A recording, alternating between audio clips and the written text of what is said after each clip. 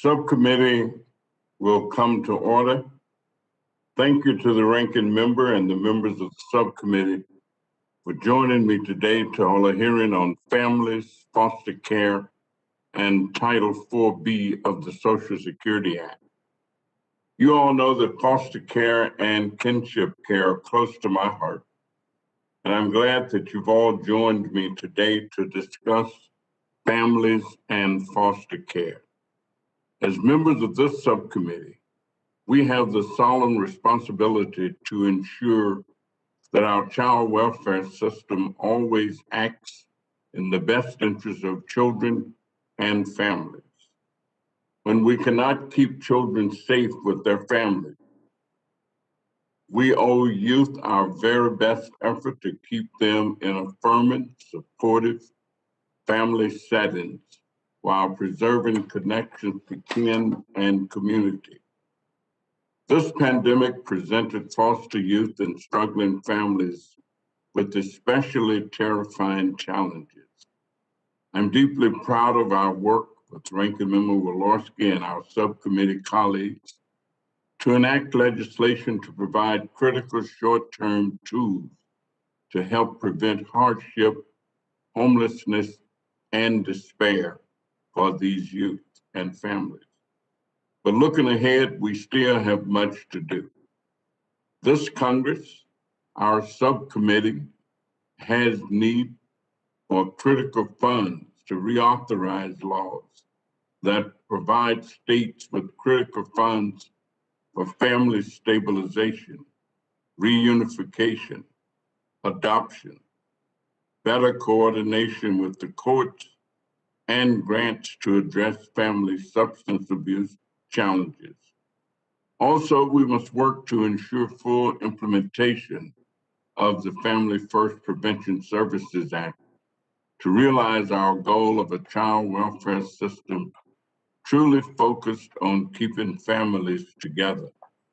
We need to modernize the Chafee Independence Program and take further action to support grandparents and relatives who play such critical roles for youth whose parents are struggling. In addition, I hope we can work together to advance a priority bill for our late friend and colleague, John Lewis. John's lifelong fight against discrimination included championing the Every Child Deserves a Family Act, a bill that would protect foster youth and foster parents from discrimination based on religion, marital status, and who they love. Our clear duty is to ensure that each and every child in foster care finds a loving, affirming family. We want to work to ensure the facilities working with foster youth protect their safety so that foster youth like Cornelius Frederick do not die from aggressive restraints. I want to ensure that grandmothers like Malkia Bryant don't have to put their grandchildren in foster care because they can't afford a bigger apartment. I want to take action to reduce the racial disparities in child welfare, to bolster the legal representation for parents, youth, and kinship caregivers, to help foster youth gain independence through driving, to promote meaningful relationships between foster youth and their incarcerated parents, to help expectant and parenting foster youth, and to use peer mentors to help parents and foster parents. We have a lot to do, and I believe we have the commitment for change. We have excellent guides in current and former foster youth who have been so honest with us about their lives and what they need. Today, we are privileged to be joined by two such youth, as well as by several adults who have devoted their lives to working on behalf of youth and families. I look forward to hearing from them and then taking action together. And with that, I will recognize the ranking member Representative Wolarski for an opening statement. Thank you, Chairman Davis. I'm grateful we have this hearing today on making a difference for families and foster youth. This is an important forum to discuss the challenges foster youth have faced during the pandemic and how we can shore up gaps and better ensure America's children and families can thrive. In 1988, President Reagan was the first president to proclaim May as National Foster Care Month. In his proclamation, he stated, National Foster Care Month presents an opportunity for all of us to reflect on the pressures facing families today and on the need for increased efforts to ensure all children have the opportunity to live in healthy, loving homes. 33 years later, I'm thrilled that this subcommittee continues to carry that torch for those vulnerable children and families. Mr. Chairman, I'm proud of our work together last year to pass the Supporting Foster Youth and Families Through the Pandemic Act. That bipartisan legislation proved timely, common sense solutions that are making a real difference in young people's lives today. Each year, approximately 20,000 youth age out of foster care when they go from 18 to 21. The pandemic left those foster youth particularly vulnerable because they often do not have reliable adults and other sources of support in their lives. The bill we passed into law increased funding allowances for housing to make sure youth would not face homelessness. It also ensured they could maintain their enrollment in school and have the technology they need to participate in online courses and continue their education. And it made sure youth would not age out of the foster care system during the pandemic and provided increased access to funds for kinship navigator programs. During this Congress, several child welfare programs are set to expire. We have the important responsibility to really look closely at these programs and the changes needed to make them work better for vulnerable youth and families. One area that I think deserves our subcommittee's continued attention is kinship care. Relative caregiving is definitely the next best alternative to maintaining the core family unit. Nationwide, 2.7 million grandparents are raising grandchildren, and about 1/5 have incomes that fall below the poverty line. The number of grandparents raising grandchildren is up 7% from 2009. Grandparents and other kid providers are often left on their own without much support. Generations United's annual report on kinship care described in detail the challenges grand families dealt with last year. I'd like to ask unanimous support to insert the State of Grand Families 2010 annual report facing a pandemic, grandparents living together during COVID-19 and thriving beyond into the record. More broadly, the Family First Prevention Services Act, enacted in 2018, set the foundation for keeping more American families intact and offering brighter futures for our communities. I believe it's crucial we continue to work with states on timely implementation of the important safeguards included in that legislation to help move forward toward the prevention-focused child welfare systems. We also need to take a serious look at the evidentiary standard for kinship care to see if its application makes sense when we know intuitively it's a perfect setting. Today, we're lucky to be joined by Sharon Pierce, who recently retired from her role as president and CEO of the Villages of Indiana after 30 years. The Villages is Indiana's largest not-for-profit child and family services agency, serving more than 3,100 vulnerable children and families each day. Throughout her career, Ms. Pierce has been an absolute rock star, working tirelessly in Indiana to see that Hoosier children find homes where they'll be nurtured and cared for. Governor Holcomb recently honored her with the Wabash Award, which is the highest honor the governor of Indiana bestows to those who rendered distinguished service to the state. This was her second time receiving the award, having also received it from Governor Mitch Daniels. I am so thrilled to have Ms. Pierce with us today to talk about her work and how changes at the federal level could better support critical community-based organizations like the Villages. Ms. Pierce, thank you for joining us. And as always, Mr. Chairman, I look forward to continuing this subcommittee's rich tradition of bipartisan work together on child welfare in the coming months. And with that, Mr. Chairman, I yield back. Thank you, Representative Wolarski. Without objection, all members' opening statements will be made a part of the record. Now we have a distinguished panel of witnesses here with us today to discuss the subcommittee's jurisdiction around foster youth and families. They will help us to understand the successes of the program and how we can make them even better going forward. First, I'd like to welcome Dr. William C. Bell, President and CEO of Casey Family Program, a national foster care organization foundation focused on safely reducing the need for foster care and improving support for children and families. Next is Ms. Kaya Cotton, a youth peer navigator at A Place for Me, which is a youth homelessness initiative at YWCA Greater Cleveland. Kaya is a recipient of services from the John H. Chaffee Transition to Adulthood program. Third, Mr. Weston Charles Gallo joins us. He is a foster youth living in Liberty, Missouri with his dad and 6 siblings. Next, we have Mr. Kevin Copeland, coordinator of the Visits to Mom program, part of Prisoner and Family Ministry Services at the Lutheran Social Services in Illinois. Finally, we have Ms. Sharon Pierce, the immediate past president and CEO of the Villages of Indiana, an organization that provides services to at-risk youth and their families. Each of your statements will be made a part of the record in its entirety. I would ask that you summarize your testimony in 5 minutes or less. To help you with that time, there is a timing light at your table. When you have 1 minute left, the light will switch from green to yellow, and then finally to red when 5 minutes are up. Dr. Bell, would you please begin? Good morning, Chairman Davis, Ranking Member Wolarski, and members of the subcommittee.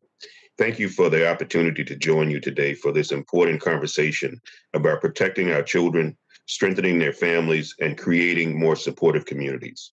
Casey Family Programs has spent the last 55 years working to bring hope and uninhibited opportunity to families across this nation, regardless of the zip code or community where they live. Families across this country are struggling with the overwhelming stress, setbacks, and heartache caused by the COVID-19 pandemic and the associated impact on our shared economic prosperity.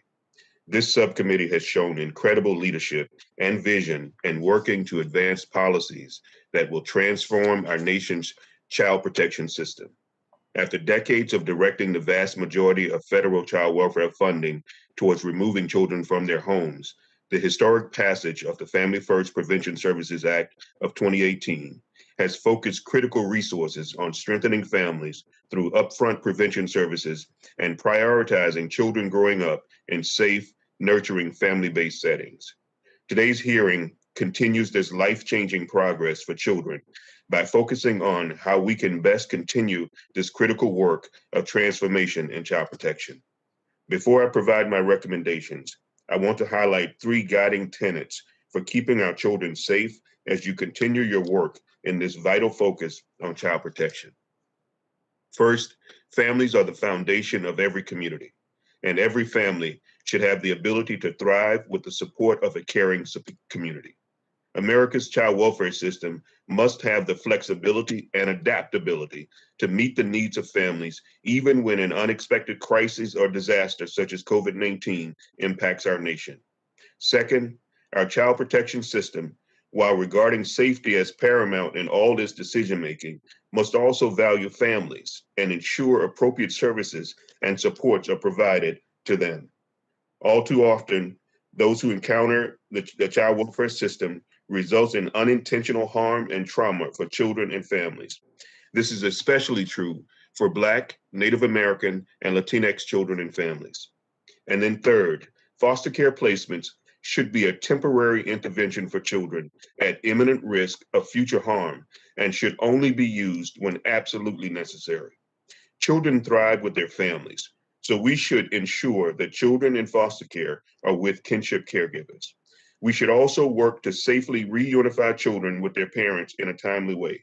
And when that is not possible, we should work towards timely permanency through other pathways, including guardianship and adoption. Since it became law in 2018, 12 states and 1 tribe have received approval of their Family First Title IV-E prevention plans. An additional 12 states and 2 tribes have submitted Family First prevention plans and are awaiting approval. My written testimony provides details on our recommendations for the committee's consideration based on our work directly with states, territories, and tribal nations. However, in the time I have remaining, I'd like to highlight just 3 of those recommendations. Number 1, waiving the state match for prevention services in Family First was a bold step towards transformation. This type of work takes time to develop and implement, so we suggest considering extending this provision through September of 2022. We also offer a similar recommendation to extend the waiver of the state match for the Kinship Navigator programs through 2022, given the immense potential of these programs to provide much needed resources and supports to relative caregivers during this time of crisis. Number 2, as you look to reauthorize the important programs in Title IV-B, we ask that you look for opportunities to elevate and center the voice of those with direct experience in child welfare.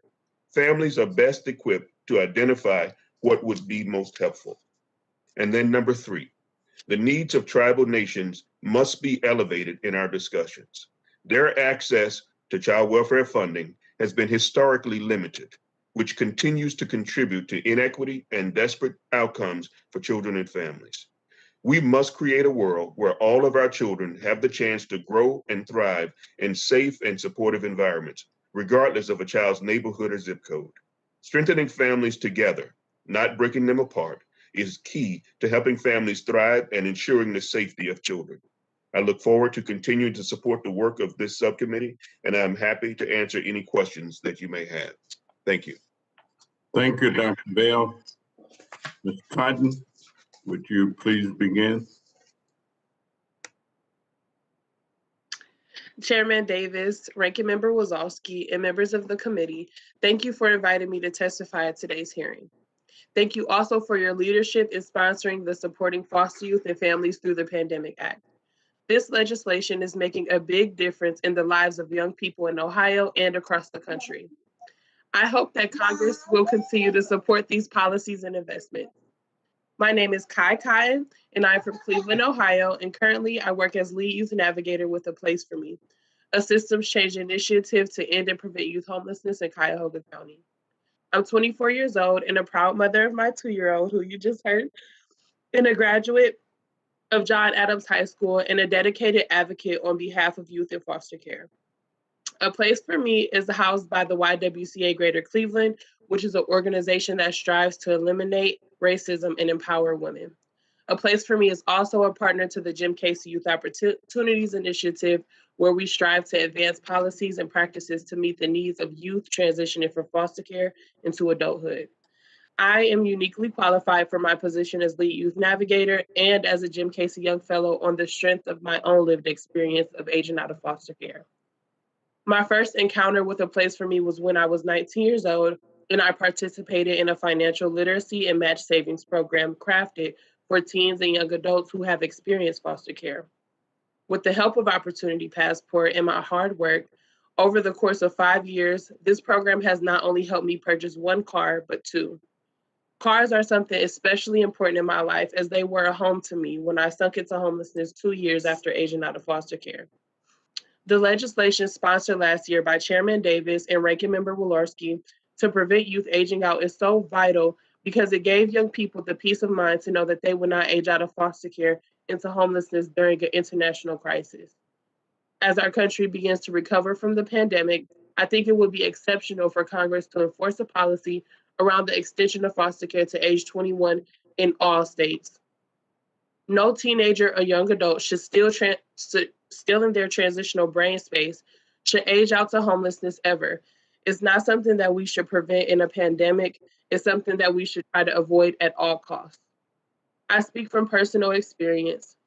Soon after I aged out of foster care at 18, I felt like I was drowning in all the struggles of adulthood with no concrete support to rely on. I spent months without electricity because I couldn't afford it. And without power, some days I had to give up buying dinner to afford my bus ride to work the next day. At the time, I didn't have adults I could trust in my life. So when I ultimately ended up homeless, I found myself in many uncomfortable situations. Today, I see a difference in the system that released custody of me. I see the system trying to evolve not only into a temporary carrier of our youth, but a bridge for us into adulthood.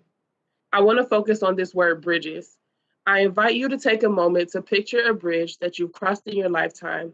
Think about how you trusted this bridge to carry you safely from one side to another, protecting you from the deep waters below, leading you to your destination. Young people who are leaving foster care need that same trusted bridge as they transition from foster care into adulthood. Considering the unfortunate series of events that led us into foster care. You created this bridge when you enacted the Supporting Foster Youth and Families Through the Pandemic Act. This legislation provides essential transition services that youth need and makes it available to them through age 26. It's my hope that Congress continues to maintain and build on this important policy. Essential supports and services that should be available on an ongoing basis to help us bridge safely and successfully to adulthood include stable housing, financial assistance and economic support, ongoing transitional services to age 26, which are often referred to in states as Chafee funds, support in forming healthy connections with family and community, coaching and peer support and peer navigation. And of course, I strongly recommend that policies require agencies to engage young people as partners. We have our own unique experience based on our experience, and giving us a seat at the table is a win-win situation. Thank you for inviting me to today's hearing to share my point of view. I hope the Congress will act to build the kind of bridge that I spoke about today. I would love to invite every young person who've experienced foster care to walk on this bridge. If time permits, I'd be glad to answer any questions about my testimony and share more about A Place for Me. Thank you, Ms. Cotton. Now, Mr. Charles Gallo, would you please begin? Chairman Davis, Ranking Member Walorski, and members of the subcommittee, thank you for inviting me to testify. My name is Weston Charles Gallo, and I'm from Liberty, Missouri. I am 21 years old, and this is my foster care story. Before I met my two dads, I lived the life of a chameleon, masking who I am and trying to fit in where I never belonged. I came from a biological family that was broken from the start. My father was an alcoholic and a drug addict. When he was home, most of the time, he was abusive. My mother was a victim of domestic violence and was scared to ever speak her mind. When my father was a deacon of the church and my mom was a member of the choir. I was taught that being gay doesn't fit with worshiping God. I knew that I was gay at a really young age, but because my family deemed it an abomination, I couldn't live as my authentic self. I will never be able to forget my father's words loudly spoken. If my son turns out to be gay, I will not only beat the gay out of him, but throw him out of my house. Those words will haunt me for a lifetime. At age 14, I was told I was put in foster care because of my parents' inability to accept and support my sexual orientation because of parental neglect and an overall hostile home environment. It really made me feel like I wasn't enough, as if the dark thoughts in my head were true. I felt unloved, and that all became reality. When I entered foster care, I was open about my sexuality that later became a concern in finding a placement. Placements in my rural community that were open and affirming to gay, biracial teenagers were almost non-existent. I was told by my social worker that different potential placements fell through because I might turn the other children gay or be a predator. No child should ever hear those words. This just broke my heart because all I wanted was a family that loved me for me. So, while sitting in a residential facility under an emergency shelter status, I was on the cusp of ending my life altogether. Through many hospital visits because of my suicidal attempts, bouncing from foster home to foster home, stays in residential care, and living in I gave up my child, learned to be an adult at the age of 14. Even as I felt it could go right, when I was 15, I received the amazing news that my impermanence in foster care was a thing in the past. I was going to be adopted.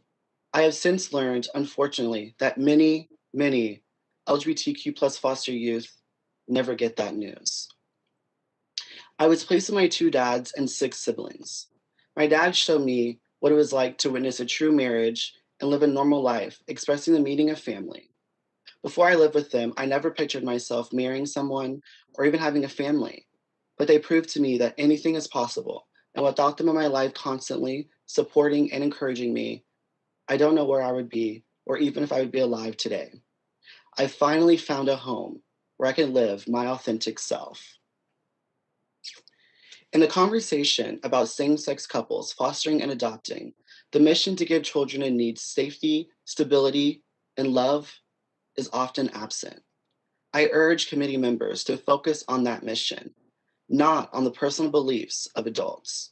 If it wasn't for my 2 dads taking a chance on me and helping me embrace my sexual orientation, the color of my skin, and who Weston is, I wouldn't be here to share my story. When a child enters the foster care system, they just want to find a family that loves them unconditionally and supports them continuously. Why keep qualified parents from giving children the lives they deserve, but never imagined? Because that is exactly what my fathers did for me. We should find more loving families like my dad's that can be affirming of all kids in care. I want to ask all policymakers, foster care parents, and social workers to take the time to put yourself in our shoes and think about what you wanted as a child. LGBTQ plus youth aren't going anywhere. We're here and we're asking to be heard and loved for who we are. I urge the committee to support the bipartisan John Lewis Every Child Deserves a Family Act. This act will end discrimination in the child welfare system and provide affirming services to every LGBTQ plus child in care. All foster youth should have affirming families. Thank you. Thank you, Mr. Charles Gallo. And now, Mr. Copeland, would you please begin? Thank you, Chairman Davis. Good morning, everyone. My name is Kevin Copeland, and I'm the coordinator of the Visits to Mom program, which is part of the Prisoner Family Ministry at Lutheran Social Services in Illinois. LSSI is one of the largest statewide providers of human services in Illinois. Since 1981, LSSI has provided prisoner and family ministry programming with the goal to connect individuals and families impacted by incarceration to necessary services. Our programs include, but are not limited to, reentry services, case management services as well. To help children maintain connections with incarcerated parents, we offer Visits to Moms program and Storybook Project.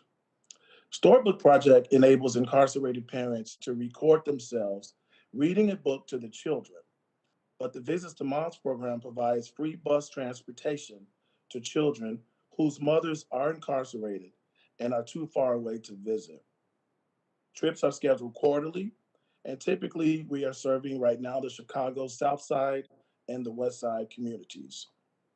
I am privileged to witness children's visits with their moms, from boarding the bus from Chicago to arriving approximately 3 hours later, and seeing the kids' eyes light up when they see their mom. It's emotional. The act of a mom being able to interact and braid her daughter's hair or just cuddle with them and interact with them is therapeutic. It gives these moms renewed purpose that can be hard to find in prison. The visits help to maintain meaningful relationships between children and their incarcerated parents. We know that this translates to positive outcomes upon their release. For the children, it helps to maintain and nurture a parental connection that is key to social and emotional health. Children are often collateral victims of a parent's incarceration. Fortunately, research shows that intervening in the lives of incarcerated parents and their children to preserve and strengthen positive family connections can yield social benefits. This includes reduced recidivism, less intergenerational criminal justice system involvement, and promotion of healthy child development. These programs are critical for the parents to see beyond their life in prison, for the children to know that they are loved by their parent, even if they cannot be present with them, and to build healthy and strong community. The strongest testimony is from people impacted by the program. And I'd like to share with you some words from one of the guardians. She wrote, "Dear Mr. Copeland and LSSI, thank you for making possible the many trips for the children to visit their mom and spend quality time with her. The time that my children spend with their mother is precious. My girls look forward to every visit that wouldn't be possible without you. Thank you for helping children to get to know their mothers, giving them a visual understanding why she cannot be home right now at this time. Thank you for the smiles I see when they see and touch their mother." So on behalf of the parents and the children impacted by the Visit to Moms program, I want to thank you all for allowing me to testify today and the programs that make a difference for the families that foster youth. Thank you. Thank you, Mr. Copeland. And now, Ms. Pierce, would you please begin? Chairman Davis, Ranking Member Walorski, and subcommittee members. I can't begin to tell you what an honor it is to provide testimony for you this morning. The outstanding bipartisan leadership which you all are exemplifying on behalf of our nation's most vulnerable children and their families is exactly what they need and deserve. It's also reflective of those of us who are privileged to have been called to Child and Family Services and how we must partner with one another. We too must work on their behalf, demonstrating and actualizing the power of partnerships that we can truly create positive outcomes for those we're honored to serve, building bridges of communication and collective impact between child welfare, mental health, education, judicial, faith-based, and community organizations. I retired on April 18th after serving 30 years as the president and CEO of the Villages of Indiana. Prior to that was Indiana's State Child Welfare Director and also served many years as the Regional Downstate Director of Children's Home and Aid Society of Illinois. Like each of you here, I value the entire continuum of child and family services, from the vital need for primary prevention, resources, information, and supports for every parent, to the need that sadly we will always have in the country for more intensive care, therapeutic foster care, wraparound mental health services, and quality residential programs. Just as in the case in the healthcare arena, we always need a strong, high-quality array of services, from that least restrictive, the drop-in urgent care centers, to the trauma centers, which are vital to sustain life in a critical care situation. High-quality, culturally respectful, evidence-informed services are essential at every level of our state and national child welfare systems. It's the only way we can possibly meet each and every child and family in need where they are. As Indiana's largest therapeutic foster provider, the Villages serves between 750 and 800 different foster children each year, and 89% of them annually are in only one Villages foster home. That means that 9 out of 10 of every foster children the Villages is privileged to serve have the stability of one nurturing foster family. My sense is that you, like me, want to salute and thank every foster parent in our country who've opened their hearts, their homes, and their lives to create a brighter future for abused and neglected children during this annual Foster Parent Appreciation Month. How do we sustain year after year such an unprecedented stability and permanency rate? Just like any strong, committed, continual team, we have to have that great bench strength. So we're constantly recruiting quality foster families. Only then can we meet each child's unique needs ethnically, geographically, educationally, emotionally, and spiritually. Meet little Ariana. She is never supposed to have been able to walk, talk, or see, but she's defied all those odds thanks to her foster dad, who was a respiratory therapist, and her foster mom, a nurse. They regulate her oxygen every single night, and along with their biological children, they have now become Ariana's forever family. The flexible resources that you all helped provide agencies like the Villages through the COVID CARES Act have been invaluable. Ariana needed a portable oxygen tank so she could crawl and then slowly learn to walk. You helped us provide that. Equally heroic are the kinship caregivers in Indiana. 59,000 children are being raised by kin with no parent present, and 146,900 children are living in homes where a non-parental relative is the head of their household. These twins, Jada and Jaden, are the 15th and 16th relative children raised by Miss Anita, one of the Village's many kinship caregivers. They both have perfect attendance in school, and Jada received the Principal's Award.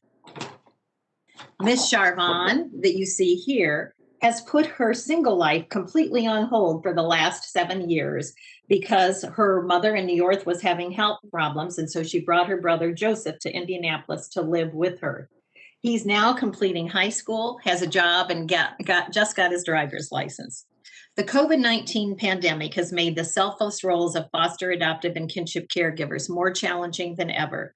But thanks to your collective support, and we hope the support of this legislation, we've been able to provide porch pantries with vital food, cleaning supplies to keep each household safe, diapers for the 45% of Indiana foster children who are 4 and under, and iPads, stronger internet connections, and virtual tutoring for school-aged children. Not all of us can be a foster, adoptive, or kinship caregiver, but we can all support their selfless commitment to our nation's most vulnerable children. And that's what you all are doing, just that, investing in these children, the only future our nation has. Thank you so much. Thank you, Ms. Pierce. And now we will proceed under the 5-minute rule with questions for the witnesses. And I will begin by recognizing myself. Mr. Copeland, I started taking children to see their incarcerated fathers after I spoke with a person who worked for Lutheran Family Services. And I asked her about fathers. Can you talk more about the impact that these trips have on the children and parents who participate, and the difficulties and challenges that we currently face to try and keep families connected, especially when one or sometimes both are incarcerated? Absolutely. Thank you. Yes, it is a challenge. We have seen that obviously when a parent is incarcerated, typically a grandmother or some family member ends up taking care of that child. And so not always does that grandparent, just being honest, feel like this is something that they signed up for.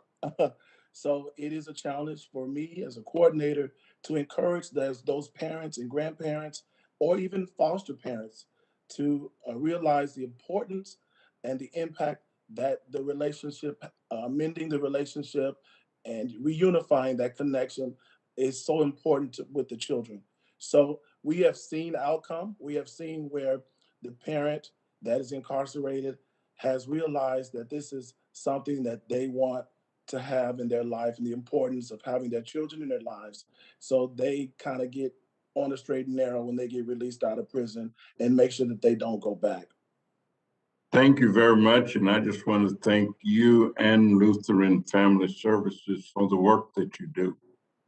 Dr. Bell, we know that the best way to keep children safe and help families thrive is through services and supports that are responsive to what they tell us they need. This committee's efforts to provide resources through the Family First Prevention and Services Act is a significant down payment on our efforts to shift the imbalance we have in paying for foster care instead of family support. As we consider the critical funding in Title 4B What are your thoughts on what we should prioritize or focus on to address unmet needs? Thank you, Chairman Davis. I would just begin with what we've seen work even in when you were considering family first, and that is engaging the voices of those who've been impacted by the system. I'm thankful to see that you've done that in this hearing, and that you continue to elevate those voices, because people who've gone through the challenges that we're trying to resolve have the most information that we can possibly find about what works, what we need to fix, what we need to change, and what needs to be added that hasn't been considered before. But also, I think that when you're looking at 4B, what I would suggest is that we need to encourage states, incentivize states with the funding to make sure that all of our states are working in the same way, that they're elevating the voices of those who've been impacted by their services and being willing to hear when people say something didn't work for them or offer alternatives that might be considered. Secondly, I would say that the federal government needs to find a way to provide the kind of technical assistance that is necessary in order to make this approach to developing programs institutionalized across the country. And then finally, I would say we've got to consider funding levels. I am grateful for the long history of your commitment to prevention and supporting families and communities. But when we think about the amount of resources that are available, and I'll just give an example. So in 2016, for Title 4B1, 179 tribes split $6.4 million. And for Title 4B2, 130 tribes split $10.3 million. Now, that might sound like significant contributions, but when you do the math, 179 tribes and 6.4 million works out to about $35,000 a tribe.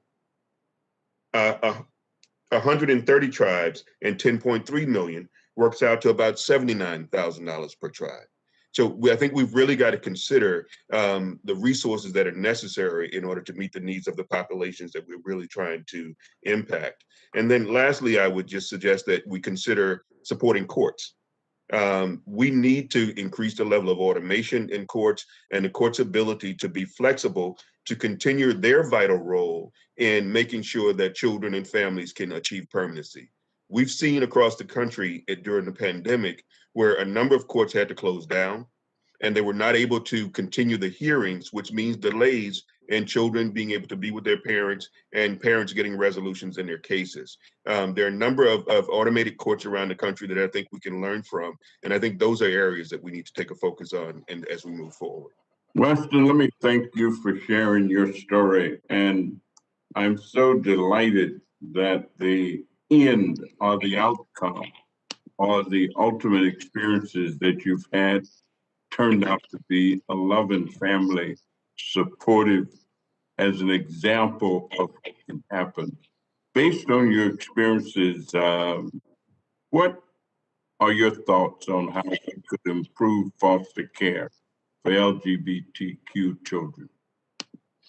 Yes, I want to first thank you all for listening to my story. One of the things that would have really helped me would have been being able to be connected to LGBTQ plus youth or youth organizations, so I didn't feel so alone. Living in Brunswick, Missouri, which was a town of 859 people, I was the only Black gay person in my community. So I felt like I had no one who really understood who I was. I also strongly believe that there needs to be more comprehensive training when it comes to sexual orientation and gender identity. And I think that would have really improved my experience during my time in the system. This training should be provided to all adults who are working with foster care youth. Thank you. No, go right ahead. And also, as I had mentioned earlier, in my testimony, when I entered care, I was open about my sexuality, that kind of hindered me finding an affirming placement. Had my foster parents been trained on sexual orientation and gender identity, they would have had a better way of understanding who I am and wouldn't have been turned away for homes based on, harmful or untrue stigmas that were wrapping around, gay people. The John Lewis Every Child Deserves a Family Act requires training for all adults in the child welfare system. I really just want to end by thanking you, Chairman Davis, for leading this bill after the passing of John Lewis. You really give me hope. Thank you so much. Well, thank you. Thank you so very much. And I, like you, look forward to passing the John Lewis Every Child Needs a Family Act. And we're going to do everything in our power to try and make sure that we do that. Mr. Cotton, let me just ask you quickly, and appreciate the work that you've done, the work that you do. Would it help foster youth if Congress somehow or another was able to help cover the cost of getting driver's license, paying for car insurance, or even owning a car for young people? Thank you, Chairman Davis, for asking this question. Driving is something that's really important to all young adults, not just foster youth. I think it's just such a great liberty on its own. I do believe that young people that age out of foster care should be supported in obtaining their driver's license, insurance, and a car. I know there are so many peers of mine who are older than I am, going into their 30s, who don't know how to drive because they never had the opportunity to learn. And this can pose as a great barrier as we become adults, just as far as access and opportunities in the community. So I do think it's very important that that will be provided to us. And let me ask finally, what about parenting skills? I've always maintained that there are many young people, no matter who they are, could use help in developing and understanding parenting and how it could be carried out. Would that also provide any help, you think? Definitely 100% for expecting youth and youth that are currently parenting, that are in foster care and aging out of foster care. I just 100% believe that services can be enhanced because this population is disconnected from their natural families, and they are really vulnerable to making mistakes as a parent in general. In order to prevent generational system involvement and youth aging out into poverty, and just making sure that the system is preparing these youth to be good parents is so vital. Well, thank you so much. And I want to thank all of the witnesses for your answers. And now it's my pleasure to recognize Ranking Member Wolarski for 5 minutes.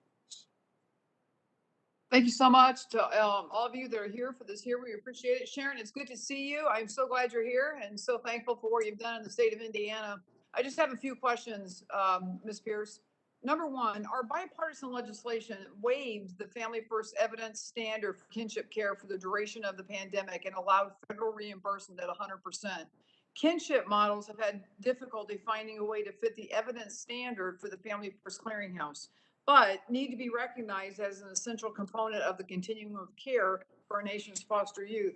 Ms. Pierce, what approach does the Villages take to support kinship caregivers? And can you talk to us briefly about how the committee can further emphasize that family preservation and being optimal, and what the next best option is relative to caregiving? Absolutely. And if I was asked, what do we most need in the community, those of us who are providing the services, I would say, number one, the flexibility of funding, which even as Director of Child Welfare with the state of Indiana, that is really a hallmark of Title 4B. It's got great flexibility, and that must continue. But also kind of that balance between evidence-based and reality-based, Congresswoman Wolarski. And reality-based means relationally based too. All of our social work data indicates that relationships are critical in developing trust and creating brighter futures and helping children who've had childhood trauma heal. And we know they can heal. We can mitigate that childhood trauma. So you are exactly right, allowing for the flexibility that what the research tells us, that if a child can be in their own family circle, that's greater stability than anywhere else because the personal connections are there. So continuing that waiver, if you will, and then certainly we do focus group after focus group with our kinship caregivers and And I applaud you and Chairman Davis in the way that you are bringing in the lived experience voices. Those are the voices we all have to listen to. Repeatedly, they say the top two things they most need to be successful in caring for the children who come to their care are, number one, those resources to help, get that larger apartment, as Chairman Davis indicated earlier, so that they can care for not just two of their grandchildren, but all four. And also childcare. Let me stop you there, Sharon, just because I want to ask you one other question. You highlighted that the villages serve between 750 and 800 different foster children each year, and 89% of them annually only spend in a single foster home. One issue I hear over and over again is about our children being forced to change placements multiple times in a single year. So when children are removed from their homes and then bounce from foster care placement to placement, we exacerbate their trauma. What are the features of the Villages program that allow you to keep 9 out of every 10 foster children you work with in a stable home of a single nurturing foster family? What is the key there? It truly is constantly recruiting, just like a great ball team needs a strong bench strength. If we want to match children ethnically, geographically, based on sexual orientation, as Weston so beautifully stated, we have to have that strong, diverse cadre of foster parents. So the Villages is on a treadmill, constantly recruiting and training and screening and supporting foster families.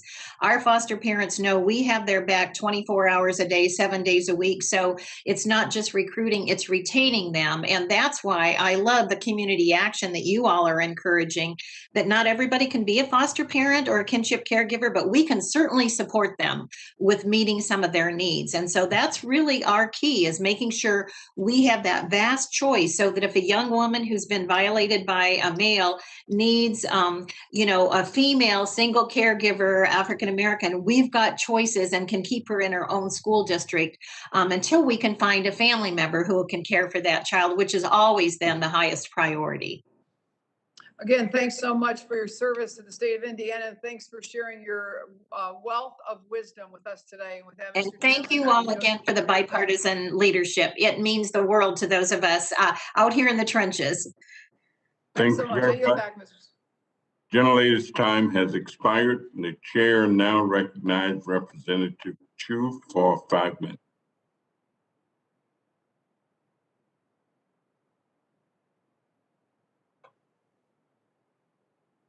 Angeles County. Oh, well, thank you, Mr. Charles Gallo, for your bravery in sharing your story with us today. In Los Angeles County, where my district is, nearly 1 in 5 foster youth identify as LGBTQ. When I was in the California Assembly, I read a report on the horrors experienced by LGBT youth in the foster system, and that's why I introduced the Foster Youth Anti-Discrimination Act, which went into effect in 2004 and was the first law of its kind in the U.S. to explicitly include protections for LGBTQ youth and adults involved with the foster care system.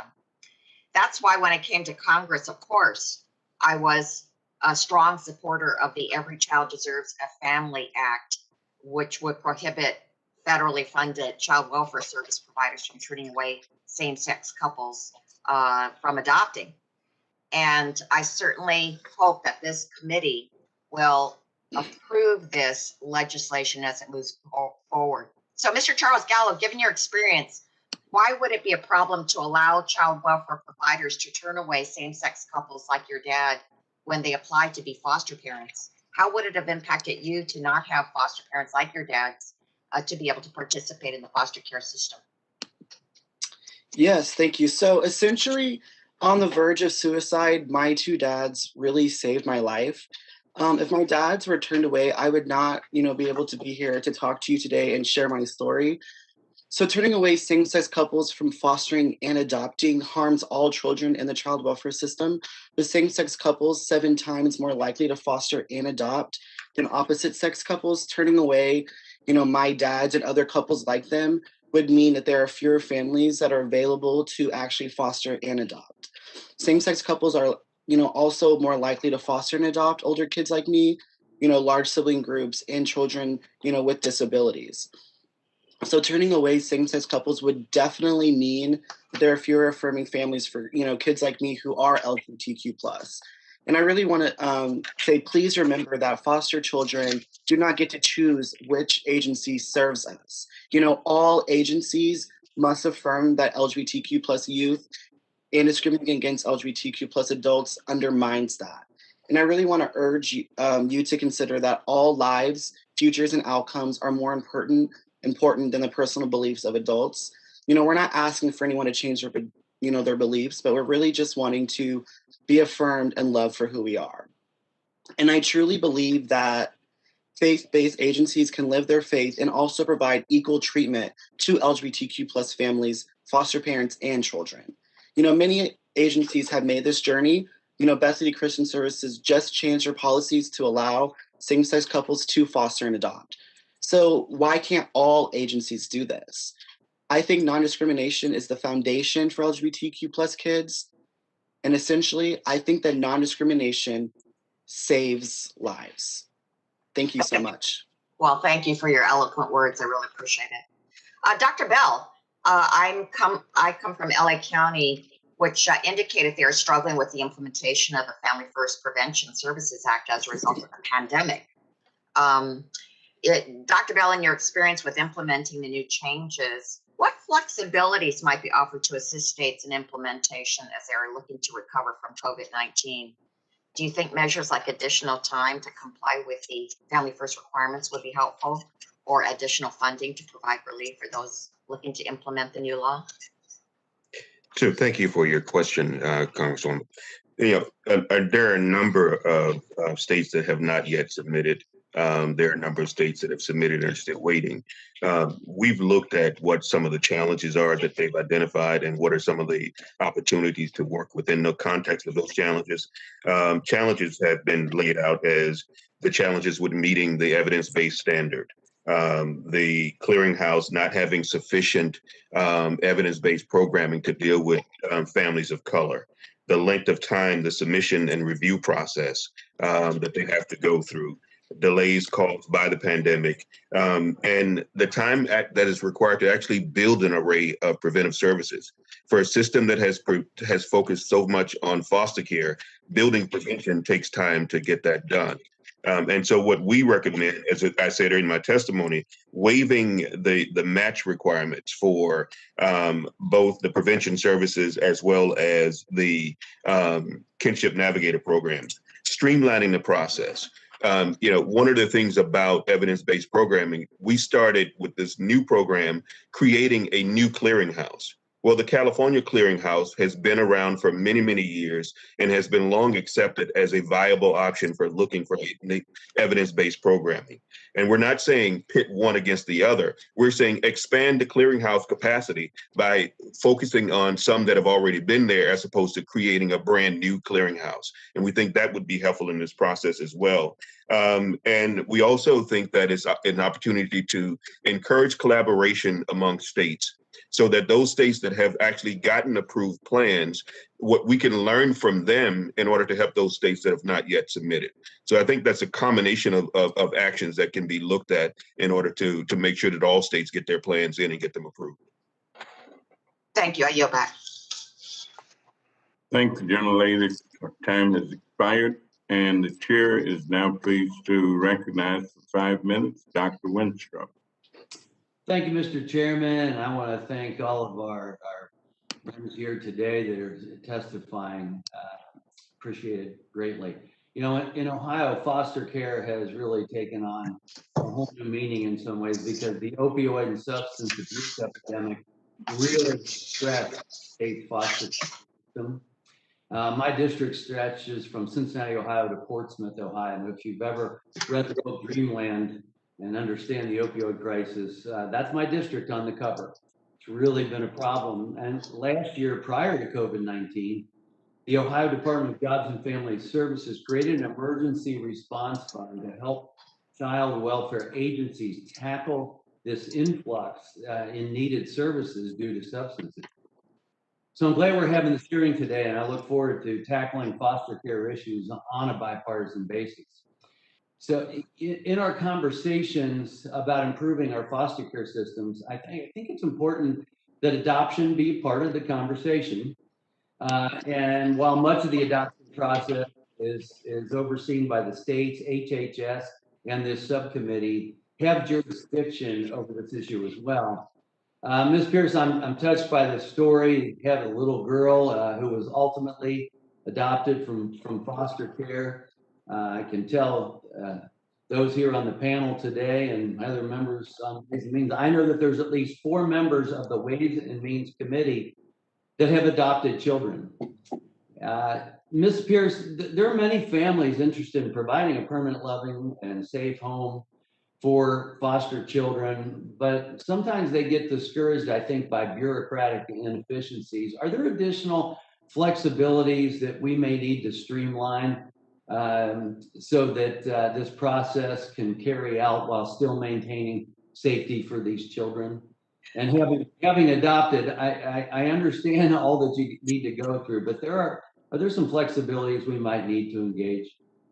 You know, that's a great question. And really, we've learned a great deal through the pandemic that we can blend a hybrid of face-to-face training, understanding, getting to know one another, home studies with virtual. And that has actually, limited some of those bureaucratic barriers that are there. For example, as a statewide agency, we can have a family in Fort Wayne, Indiana that's interested in adopting, but they can't go to the first training night there, but can attend virtually to the first training in the South Bend area in Congressman Walorski's area. So we've found some real positives in being able to move families forward. The Villages too has just been tapped by the Dave Thomas Foundation for Adoption, and I know you're very familiar with their work, to take that program to scale in Indiana, working with those harder to place children, 9 years of age and up, sibling groups, special needs. So we're very excited about that.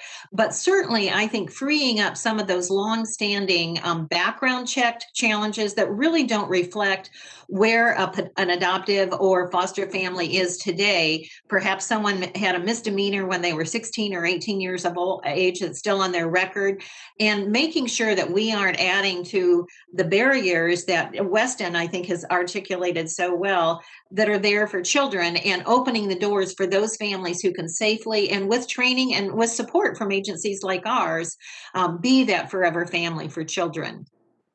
Yeah, and this next question kind of touches on some of the things you just mentioned, but understanding there's additional difficulties for older foster youth to get adopted. Are there additional supports that we may need to put forward to ensure a successful transition to adoption for some of our older children that are in foster care?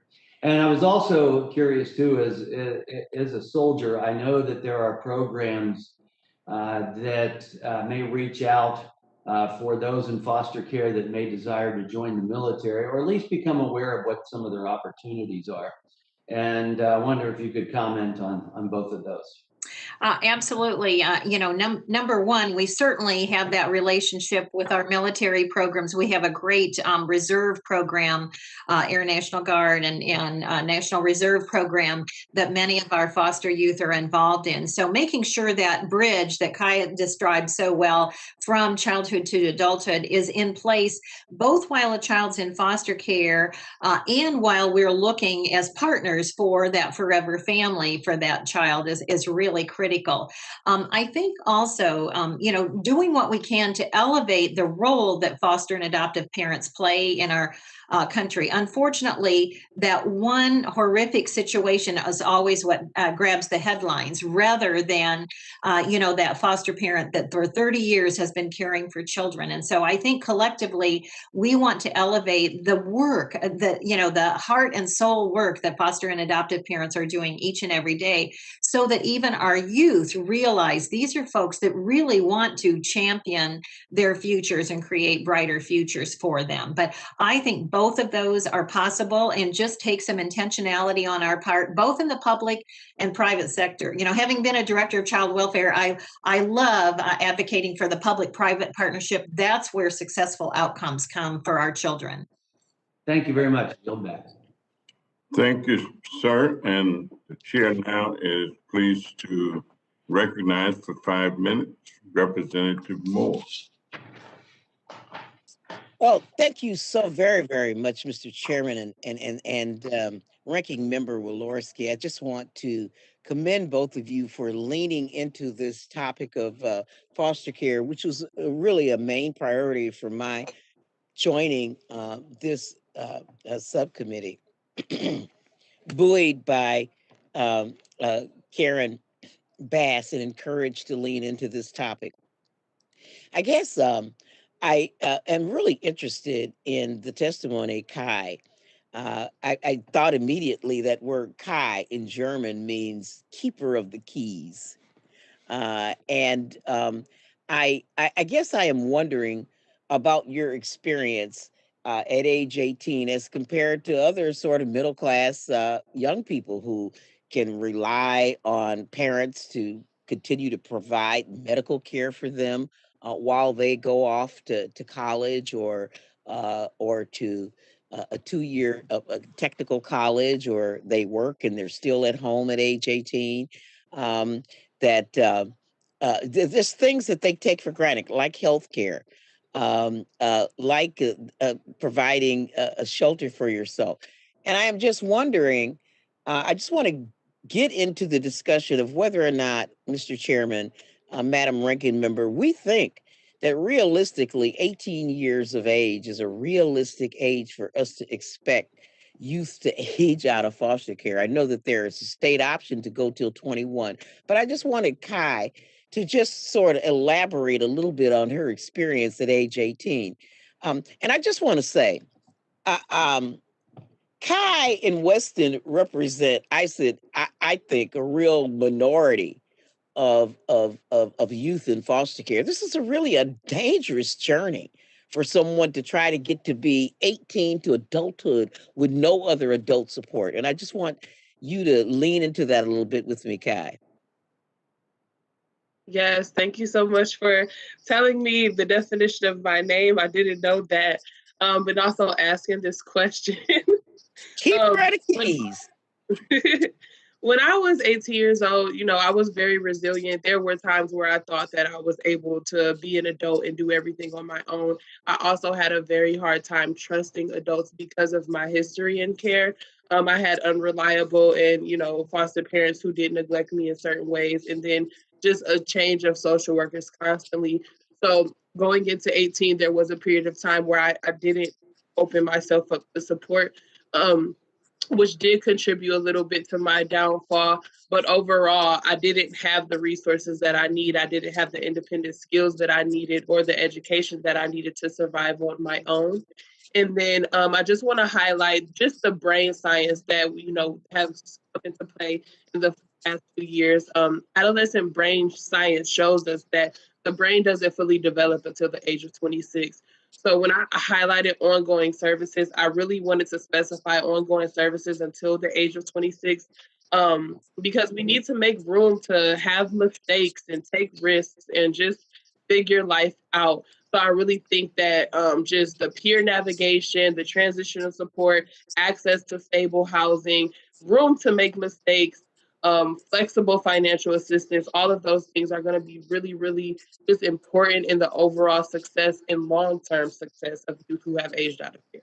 Thank you so much for that, Kai. And Mr. Chairman and Madam Ranking Member, I just want to commend her testimony to you and just, put just elucidate her testimony, because when we really think about it, I mean, none of us at age 18, I'm now 70, we cannot really point to having been in her or Weston's situation. I mean, there were parents, there were grandparents, there were ministers and people in the church.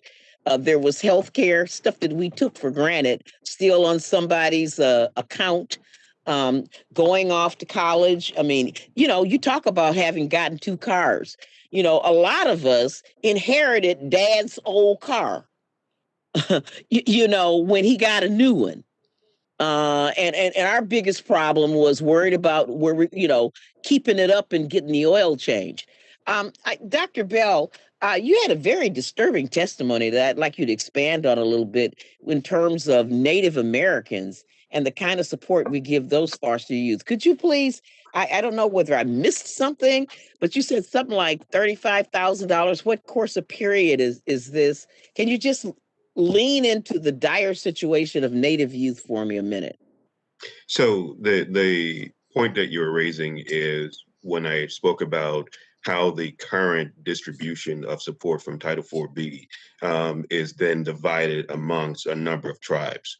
And our long history of having tribes not have direct access to the federal resources. And so for Title IV-E, the majority of tribes have to get their support through Title IV-E by going to the state, not by going directly to the federal government. And so there are set-asides in Title IV-B and promoting safe and stable families in other ways to say we want to put some money aside to make sure that tribal communities actually can get the support that they need. And so my statements were actually talking about the sufficiency of the amount of resources that are actually set aside.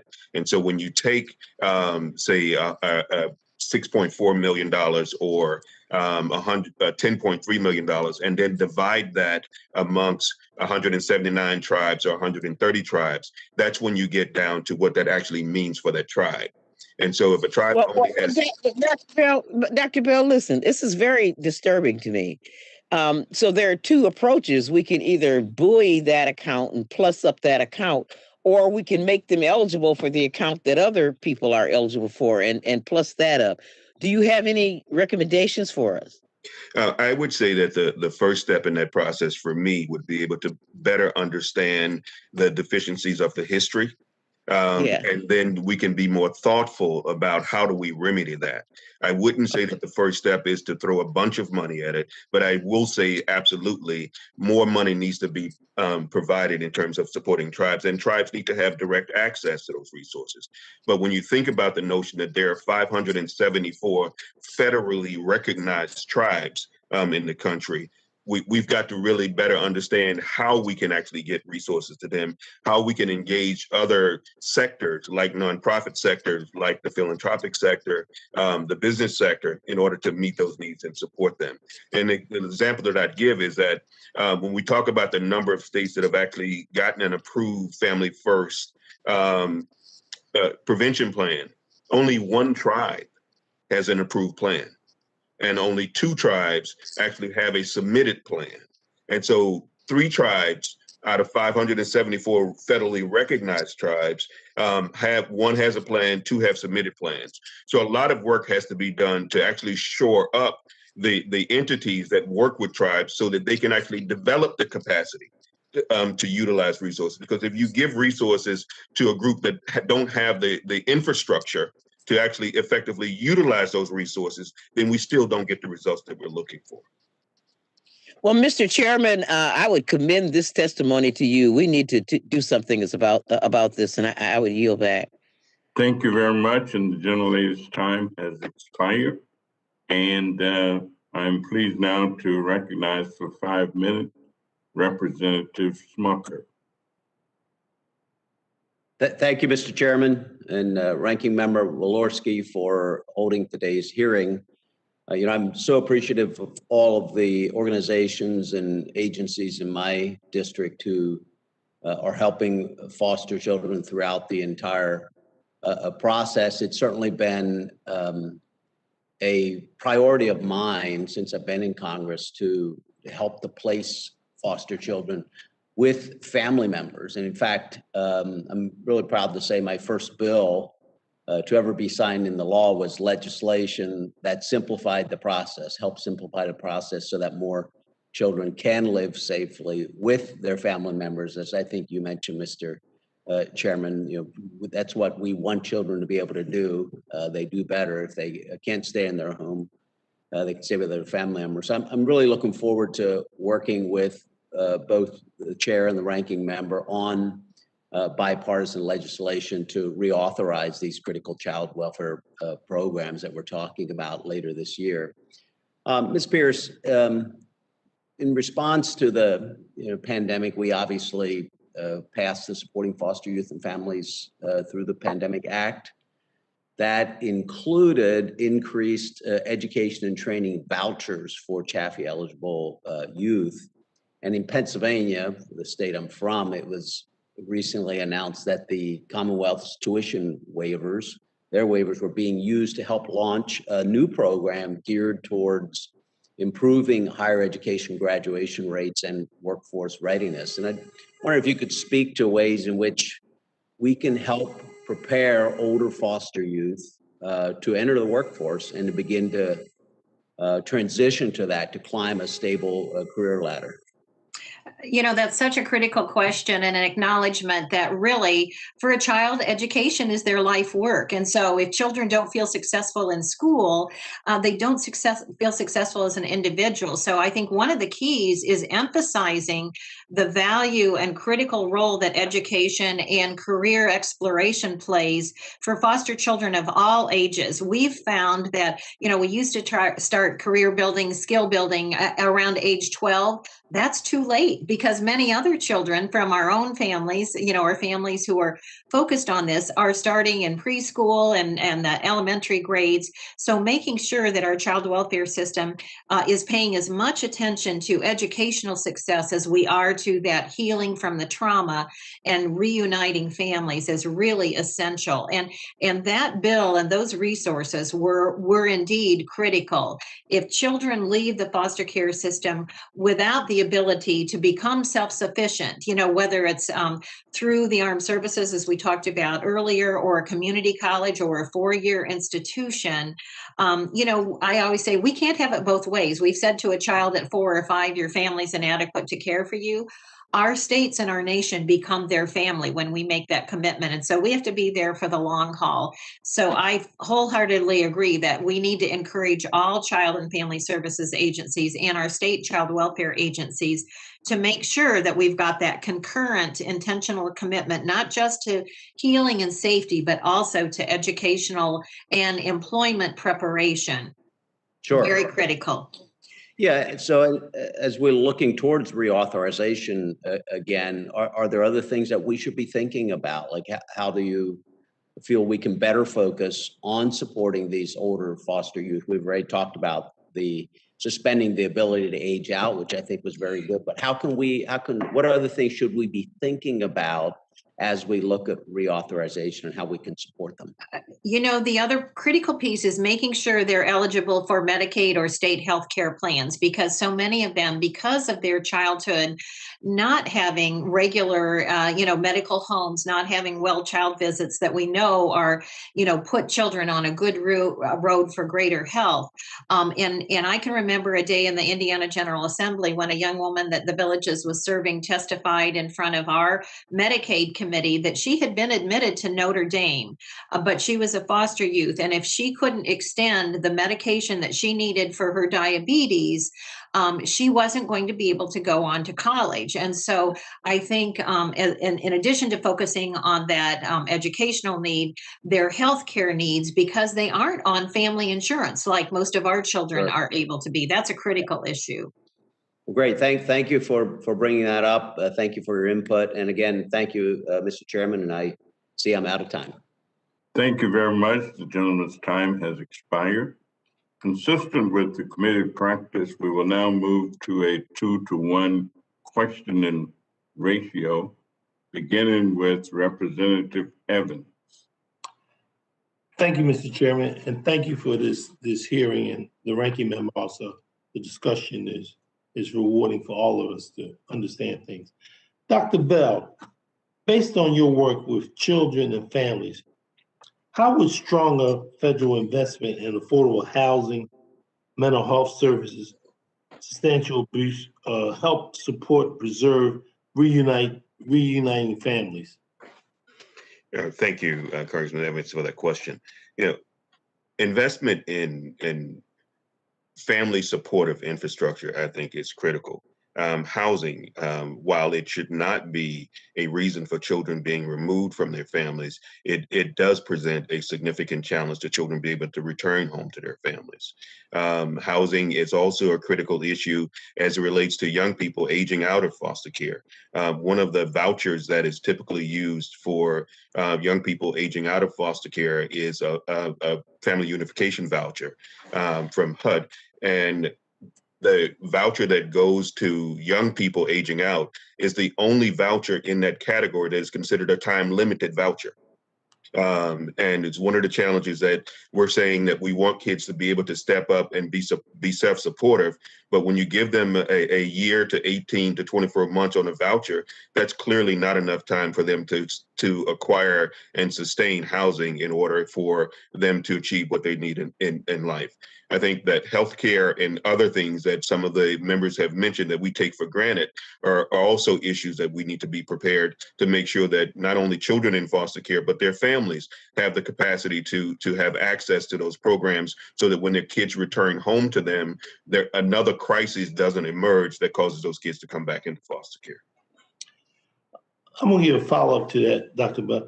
How can we encourage states to fully utilize Family First funding to help reduce the need for foster care? I think that when I look at where we are with Families First, it is a historical and bold step on the part of Congress to say to the states, we no longer want to be funding more foster care than we are funding support to families. And I think that the Congress has to recognize the ramp way in terms of getting where we say we want to be. And in that process of these first few years of actually moving in, I think some of the things that you've already done have been helpful, like passing the Families First Transition Act, which has given opportunities for states that may have some concerns about losing resources as they transition into this new way of doing business. And you've taken that into account. I think that the No Aging Out move that you made takes that into account. The waiver of the match for preventive services, the waiver of the match for kinship navigator programs. And in my testimony, I actually recommend that you consider continuing that waiver of that match at least for another year and maybe even longer, because states need the opportunity to move from what they have grown to be so used to this new way of thinking about our children and our families and their communities as being safe places for children, as being supportive places for children, and thinking about the strengths that actually exist in all of our families. And I think Family First gives us a critical opportunity to reshape the dynamic of how the government interacts with vulnerable children and families in our communities. One last question, Dr. Bell. Dr. Bell, can you speak more to the racial inequities that plague the child welfare system? From the federal level down to the community level, how can we address overrepresentation of Black children in all stages of child welfare system? I think that if we are honest about the history of systems development in our nation, every system that we have developed in our nation has not always worked the same for every community in our nation. And that as we engage with meeting the needs of our children and families of color, that I think we have to begin to ask local systems to search themselves and at what do you see when you look at a family of color that causes you to make a different decision in the same set of circumstances when you look at a white family? What do you see when you look at a poor family and who does not have means that causes you to make different decisions for poor white families in Appalachia than you would make for middle class or higher income families? And so it really is a period of searching how and why we make certain decisions. And there's quite a bit of research out there about how to make these decisions based on actual risk to children as opposed to based on family dynamics and characteristics. Thank you, Dr. Bell. You're back to bounds. Thank you, Mr. Chairman. Thank you, Mr. Evans. The gentleman's time has expired. The chair is now pleased to recognize for 5 minutes Representative Kildee. Thank you, Mr. Chairman, and to all the witnesses, thank you so much for your testimony. I really appreciate it. It's an important discussion. And I apologize if any of my comments or questions are repetitive. We've been all sort of trying to multitask this morning, but thank you so much. My first real job in life was as a social worker at an agency in my hometown of Flint. It's called Whaley Children's Center. And I worked with children who've experienced trauma and abuse. And so a lot of this is really close to my heart. This is my original career before I got into government full time. So I want to focus a bit on an issue that I know we've been addressing, and that's the need to support youth who are aging out of foster care, as Ms. Cotton described, needing to build a bridge for youth as they transition to independent living and to adulthood. And of course, as we all know, in today's economy, some post-secondary education, whether it's an apprenticeship program, an associate's degree, even a four-year college program, some of that post-secondary training is really necessary to get a job that can sustain a family. And there are these unique barriers that youth with experience in foster care face when pursuing post-secondary education. And of course, those barriers have been even made more difficult during this pandemic. So institutions of higher education with campus-based support programs for foster youth that provide services like help securing stable housing during academic breaks or counseling services. These kinds of interventions result in increased graduation rates for these students. For example, in Michigan, at Western Michigan University, their CETA Scholars Program, which serves foster youth, has a graduation rate of 42% for these students. That's right around the national average and significantly above what we would typically see for young people who have experience in the foster care system. Again, in my home state of Michigan, about 30 college campuses provide on-site support and resources that are tailored to meet unique needs of youth with experience in foster care while they're attending college. And so that's why I introduced legislation with my colleague, Representative Bacon, called the Fostering Post-Secondary Success for Foster and Homeless Youth Act. It would expand these programs around the country. It would create a recognition program through the U.S. Department of Education to identify and highlight those colleges and universities with tailored campus-based support for foster and homeless youth. And secondly, it would also create a national center for fostering post-secondary success for foster and homeless youth to collect the best practices and provide technical help to institutions so that they can create and maintain their own campus-based supports. So I wonder, Ms. Cotton, if you wouldn't mind, if you could speak to these particular challenges that you see foster youth experiencing while aging out and trying to pursue post-secondary education of some type. Could you address that for me?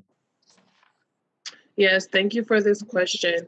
A lot of the young people that I work with, they can receive support from just programs that are on specific campuses within my county, but there's not flexible support. A lot of the programs that we have that are foster youth specific, we have to reach levels to where we are eligible for them. So that means we have to work a certain amount of hours every month, or we have to be already enrolled in school, doing, I believe, a certain amount of hours a month. But we need support in order to actually reach those heights. Flexible financial support is going to be very important so we can have transportation back and forth to school, transportation back and forth to work, and just in general to give us that step up from aging out of foster care with no support and then into adulthood with some amount of support in order to get there. So, I mean, is it your view that having a centralized source of information about what really can work and sharing some of that with these institutions would be of value? I guess that's what I'm asking. It sounds like, let me ask it another way. There are examples of how this is really done right, and that's what we want to highlight. And I guess I'm hopeful that through this work we're going to be able to do that. So again, I appreciate your perspective on this. Yes, I honestly do wish there was, I know that they've done a better job now with providing resource guides, but if resource guides were, just a policy that young people would be able to have access to them, as well as the caseworkers and other foster youth specific resources surrounding them, that would be a great help. I know I didn't have a list of resources that could help me with college, even if I did choose to go once I aged out. Thank you. And I see my time's expired. Thanks to all the witnesses. Thank you, Mr. Chairman, and I yield back. Thank you, Mr. Kildee. The gentleman's time has expired. The chair now recognizes for 5 minutes Representative Hearn. Thank you, Mr. Chairman and Ranking Member Walorski for this so important meeting. There's nothing more important in America, in my opinion, than helping our young people get a start in life when things seem kind of unfair and many times over. Last year, has been really hard, incredibly hard for Oklahomans for a variety of reasons. In my home state, we have about 7,000 children in foster care. Even during the best of times, children in foster care face the worst of circumstances. And we all want nothing more than for our vulnerable youth to have stable and loving homes, as we've heard from great testimony here today. I'm especially proud of the work Oklahoma did to help our foster youth get through the pandemic. And I want to highlight one of their successes. In the state fiscal year 2020, over 1,900 children left state care through reunification. We're also seeing private investment from philanthropic organizations that are making significant investments to improve children's well-being. So I've got a question, and Mrs. Paris, really thank you for your longevity and what you've been doing for your entire career, and for the other witnesses as well. But specifically to you, Ms. Paris, can you speak to the importance of private-public partnerships and what initiatives like this can mean for improving the outcomes of our nation's most vulnerable children and their families? Absolutely. And as you know, I mentioned the power of partnerships in my testimony, that's really what allowed an agency like the Villages that serves 3,100 children every day to make a difference in those lives. It was the United Ways, it was Lilly Endowment, Nina Mason Pulliam Charitable Trust, a local foundation, Department of Child Services, and our private sector agencies all working together to listen to family voice, number one, and say, what do you most need? One of the challenges was a childcare crisis. Those families who could still go to work if they were in a service industry or in the healthcare industry, many of the childcare centers had shut down. So some of us opened up some of the space that we had in our offices and facilities to care for children. And the state was willing to be flexible in terms of licensing. So I think identifying what families and youth need and then working together to break down the barriers, at least temporarily. And I think the exciting thing is we have learned that some of those barriers perhaps are unnecessary. And so my hope is that we'll come out of the pandemic modeling that kind of collaborative work. And certainly, you mentioned too, the philanthropic sector, they are so critical in helping us have the back of every child that we serve, particularly those older youth aging out of foster care. Many of them lost their hourly jobs. That was what was paying their car insurance if they were fortunate enough to have a car. And so we had individual donors and foundations that were willing to step up so that we could stand in the gap on their behalf. So partnerships is the only way. We understand that the federal government can't fully fund. And so states need to step up. Our philanthropic partners need to step up. And we as organizations, I spent the vast majority of my time last year raising additional funding so that we could meet the food insecurity needs and provide, again, those diapers, provide hotspots and iPads for children so that they wouldn't compound their, oftentimes foster children are 2 years behind their peers educationally. We did not want that to be 3 years. In fact, we wanted to close the gap. So I hope that speaks to your question, Representative. It does. And I thank you so much for your time today and all the witnesses. And with that, Mr. Chairman, I yield back. Thank the gentleman for yielding back. And the chair now is pleased to recognize for 5 minutes, Mr. Panetta.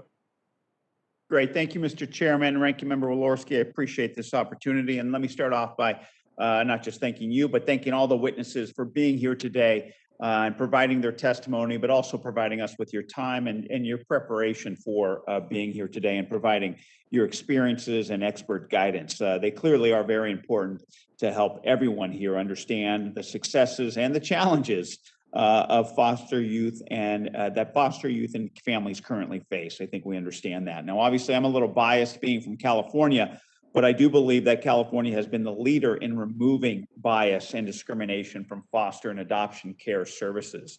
But as we heard today, that is certainly not the case everywhere, and clearly more work needs to be done. In particular, LGBT youth, transgender and genderqueer youth, are more likely to face homelessness and unsafe home situations. So it's critical that they have access to foster care and adoption services. And according to the Census Bureau, nationally, Same-sex couples are at least 4 times more likely to adopt. The same report also notes that LGBT families are 6 times more likely to foster children. So foster and adoption services should be designed to make that possible, I believe. And that is why I'm a strong supporter of the Every Child Deserves a Family Act and look forward to working with the committee to make sure this bill becomes law. Let me just kind of talk about something, though, go on to Dr. William Bell and with the Casey Family Programs.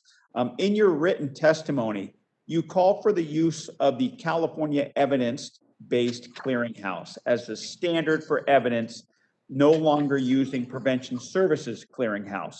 Can you give us a little more distinction, a little more clarity between the two and about why you think that's necessary? So thank you, Representative Panetta, for your question. And so I just want to clarify that the recommendation that we're making is not either or of the two clearinghouses. The recommendation that we're making is that as we have talked to states and tribes around looking at the prevention clearinghouses approach, the length of time that it has taken to get evidence-based programs incorporated into that clearinghouse, the scarcity in terms of evidence-based programs that are found in that clearinghouse that can actually be utilized with communities of color. We are simply recommending that we move at a pace that is necessary to meet the need that Congress saw when it passed Families First. And so the need that we're focused on is getting states to a place where they can have programs and services that are actually addressing the needs of the families that they have in their system. And so we look at the California Evidence-Based Clearinghouse, which has been around, as I said earlier, for many, many years and has been widely utilized and widely recognized as being a transparent, effective place to go to look for programs that have been proven to have an impact on families. And so our recommendation is that we have these clearinghouses compete with each other, but that we widen the net.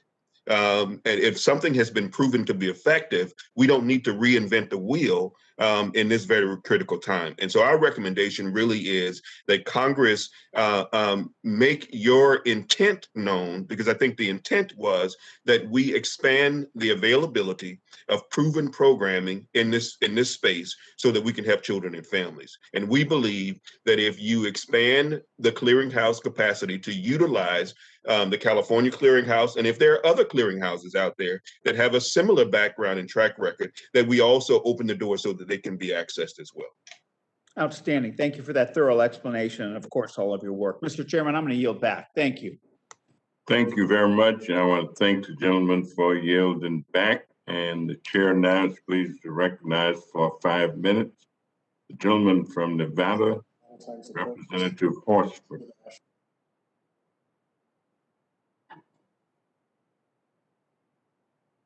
Representative Horsford, are you there?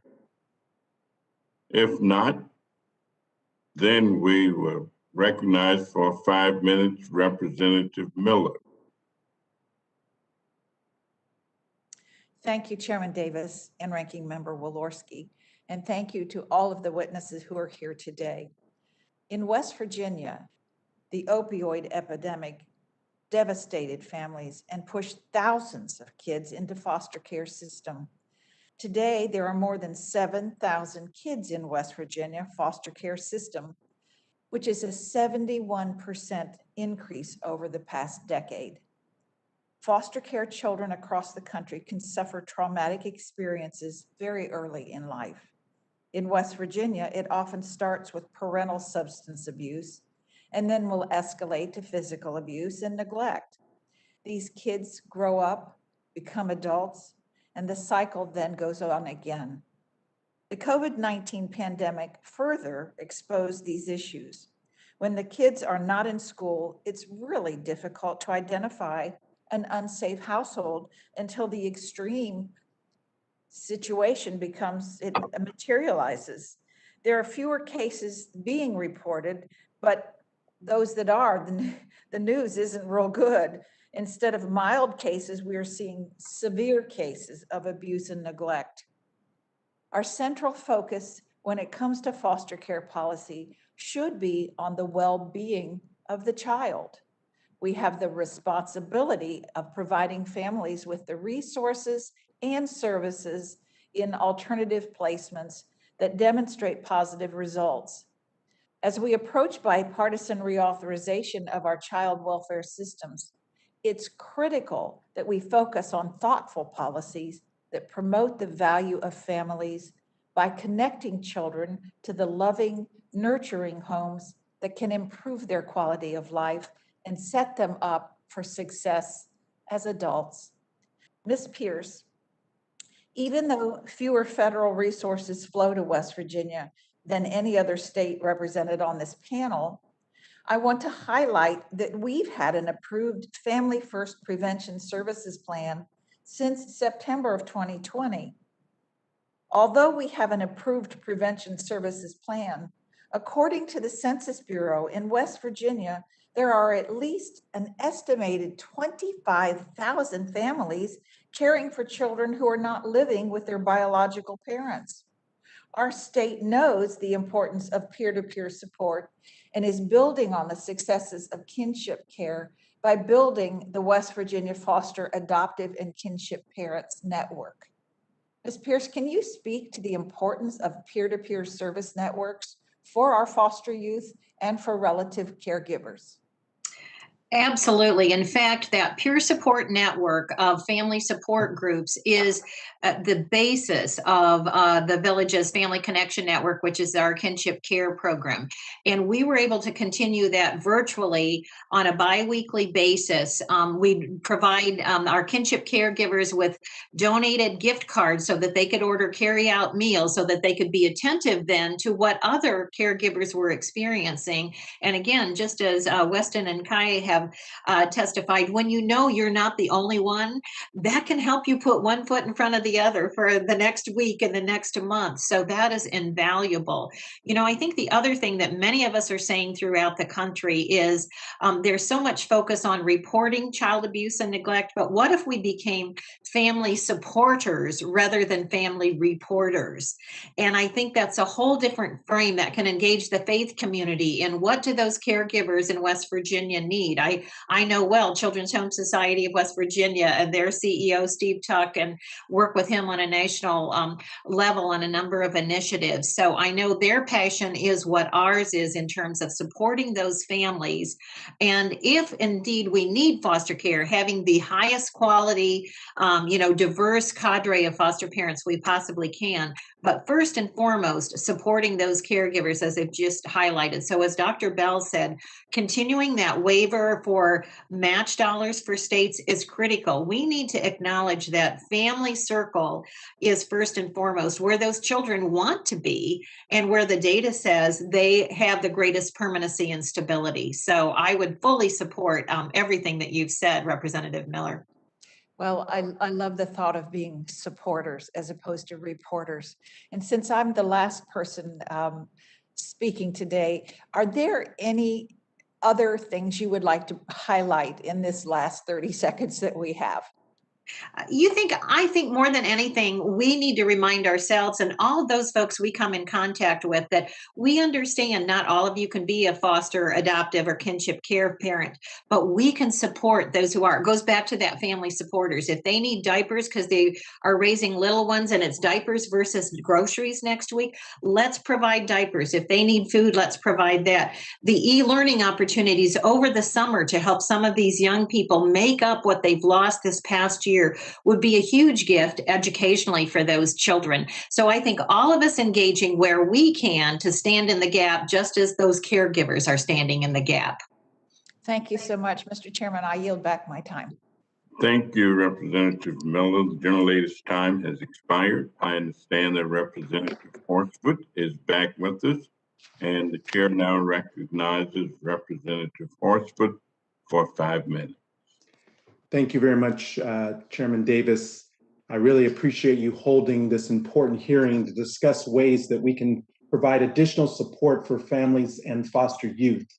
We have a long history, especially in this committee, of bipartisan collaboration in making real investments to reduce the need for foster care and ensuring that when necessary, foster care is affirming and supportive. I would be remiss if I didn't say hello to my good friend, Dr. William Bell. Thank you for joining us, and I appreciate the testimony and expertise each of our witnesses have provided today. I've long supported the shift towards prevention and keeping families safely together in our child welfare system.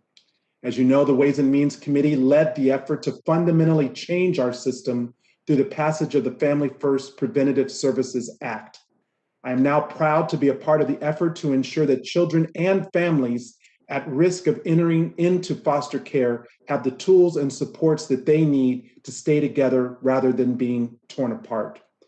But we still have a bit of difficulty in Nevada getting our program up and running. Dr. Bell, what have you been able to see as far as successful examples from states implementing the Family First Preventative Services Act? And what recommendations do you have for states like Nevada that are still working to implement the law? Sure. Thank you, Representative Horsford, and your long commitment to this issue as well.